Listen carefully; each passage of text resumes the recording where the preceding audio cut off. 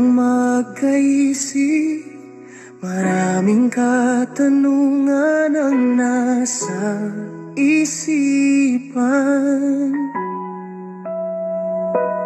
Bakit mahirap ang pinagdaanan? Bakit kakaiba ang kinalakhan? Bakit parang hindi normal ang buhay na kinalalagyan?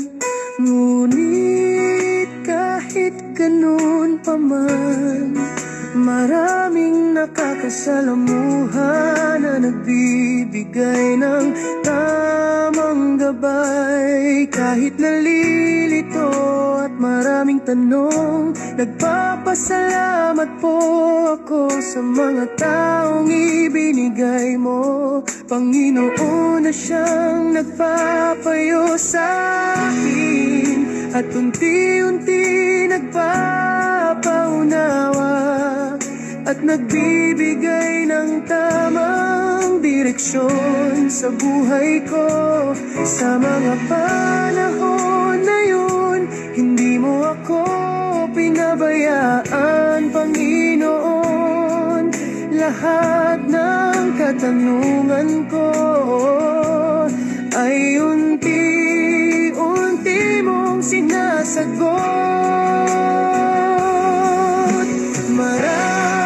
Salamat, Panginoon, kahit nababalisa, nandyan ka at hindi mo po ako pinabayaan. Sa iyo lahat ang papuri at pagsamba.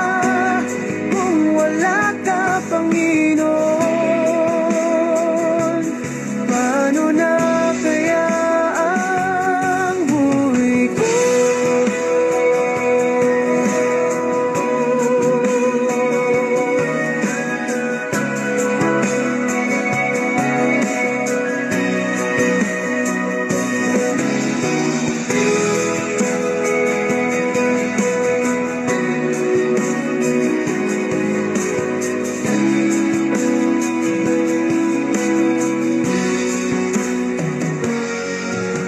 Maraming salamat, Panginoon, kahit nababalisa, nandyan ka at hindi mo po ako pinabayaan. Sa iyo